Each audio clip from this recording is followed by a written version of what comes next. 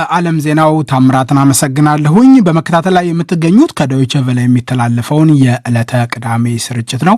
የምዕራባውያኑ 2022 ዛሬ ቅዳሜ 1 ተብሎ ተጀምሯል። አዲስ ዓመትን ዛሬ ለምታከብሩ ሁሉ መልካም በዓል እንመኛለን።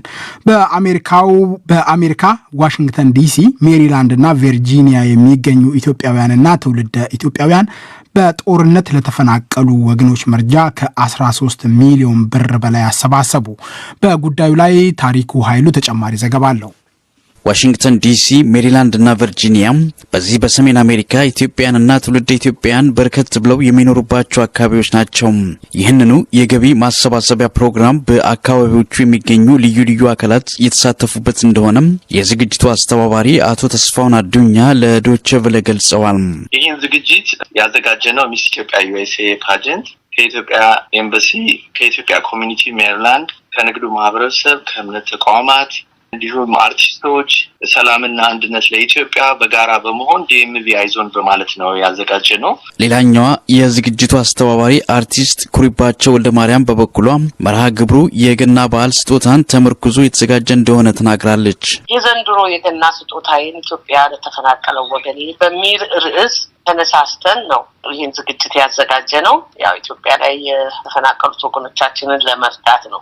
ይህን ዝግጅት ስናዘጋጅ ደግሞ የተነሳንበት ዋና መጀመሪያ የተነሳንበት ዓላማ ኢትዮጵያ ቱሪስ ቡቲክ ተስፋሁን ሁሉ ጊዜ በአመት የኢትዮጵያን እንትን እየተሰራ ሞዴሎች ምናምን እያደረገ እየሰራ ለበጎ አድራጎት ነገሮችን ይሰጥ ነበር። በዚህ ነገር ውስጥ 1-4 የኔ ተሳትፌ ነበርና ባለፈው አመት በኮቪድ ምክንያት አልተላለፈም። አሁን ለምን ኢትዮጵያን አንረዳም የሚል ሐሳቡን ይዞ በመምጣቱ እኛም ተቀብለን በዛ አርቲስቶች፣ የንግስ ተቋማቶች፣ ኢትዮጵያን እዚህ ሰላም ግብረ ኃይሎች፣ አምባሳደር፣ የኤምባሲዎች፣ አብያተ ክርስቲያናቶች በጠቅላላ አንድ ላይ ሆነን ይሄን ነገር በጋራ ልንሰራ ተነስተናል። በሁለት የተለያዩ አዳራሾች በተዘጋጀው በዚሁ የገቢ ማሰባሰቢያ መርሃ ግብር ላይ ከ1000 በላይ ሰዎች የተገኙ ሲሆን እስካሁን ከ13 ሚሊዮን ብር በላይ መሰብሰቡን አስተባባሪዎቹ አስታውቀዋል።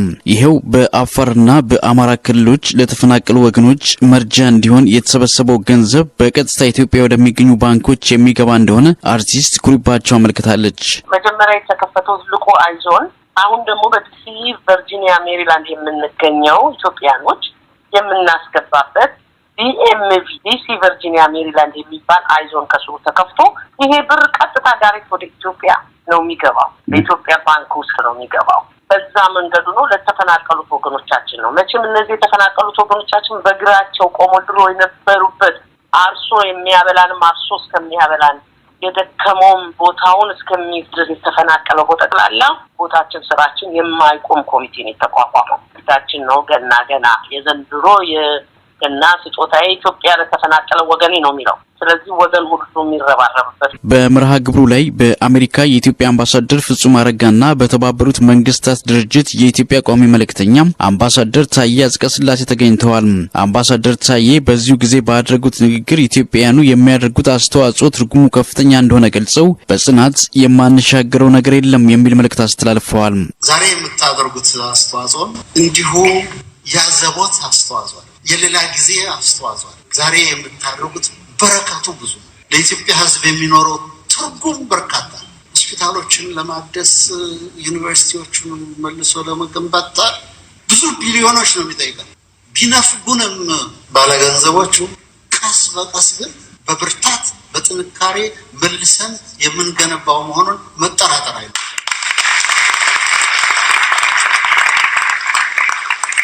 ስለዚህ የዘመኑ ዋና ብሂል ጽናት፣ ሬዚሊየንስ፣ ጽናት ነው። ሰላም የኢትዮጵያ ጽናት ምንዳ ነው።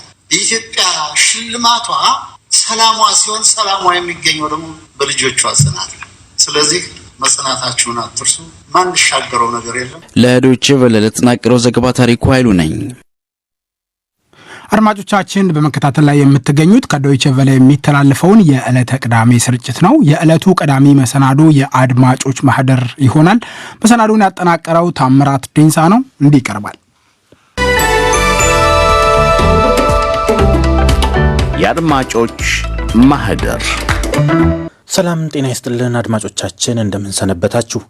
በደብዳቤ ቴሌግራም፣ ፌስቡክ እና የኢሜል አድራሻዎቻችን የላካችኋቸው መልእክቶቻችሁ ተመራርጠው የተሰናዱበት ሳምንታዊው የአድማጮች ማህደር ዝግጅታችን ተጀምሯል። ከኛ ጋር እንድትቆዩ የአክብሮት ግብዣችን ነው።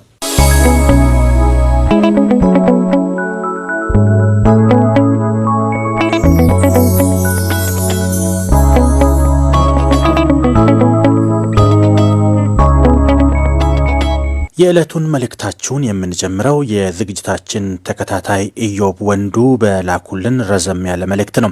ነገር ግን ኢዮብ የላኩልን መልእክት በጣም በመርዘሙና ካለን የአየር ሰዓት አንጻር ወቅቱን ይመጥናል በማለት የተወሰነውን ብቻ ለማስተናገድ ተገደናል። ኢዮብም ይህንኑ ይረዱልናል ብለን ተስፋ እናደርጋለን። መልእክቱ እንዲህ ይላል። ከድርድርም በላይ እንደ ሀገር ብሔራዊ መግባባትና እርቅ ያስፈልገናል። ኢትዮጵያ ሀገራችን ብዙ ተቃርኖዎች ያሉባት ሀገር ናት።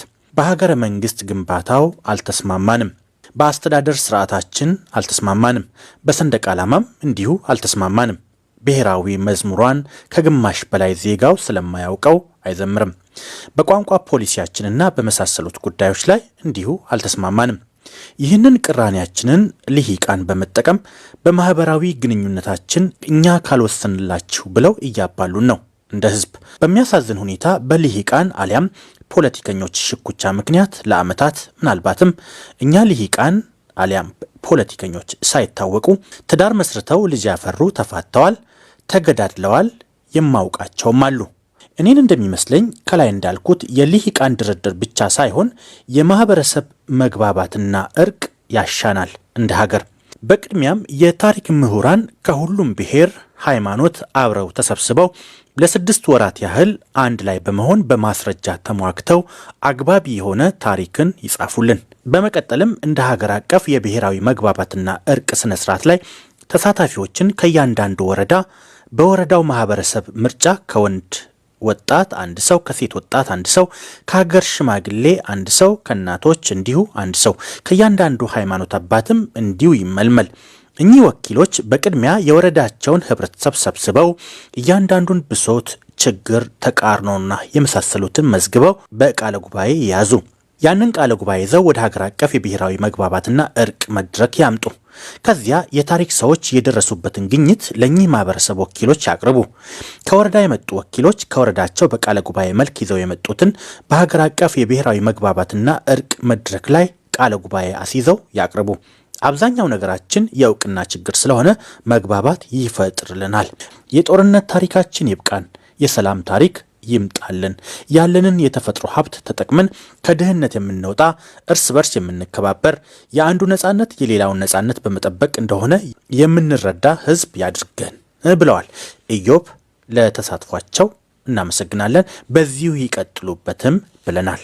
ተከታዩ ደግሞ ባለፈው ማክሰኞ የአዲስ አበባ ከተማን ጨምሮ በአብዛኛው የሀገሪቱ ክፍል በተከሰተው ጉንፋን መሰል ተላላፊ በሽታ ላይ በማህበራዊ የመገናኛ ገጾቻችን ላይ ያጋራነውን መልእክት የተመለከተ ከደቡብ ክልል ፍጹም አበበ የላኩልን መልእክት ይሆናል።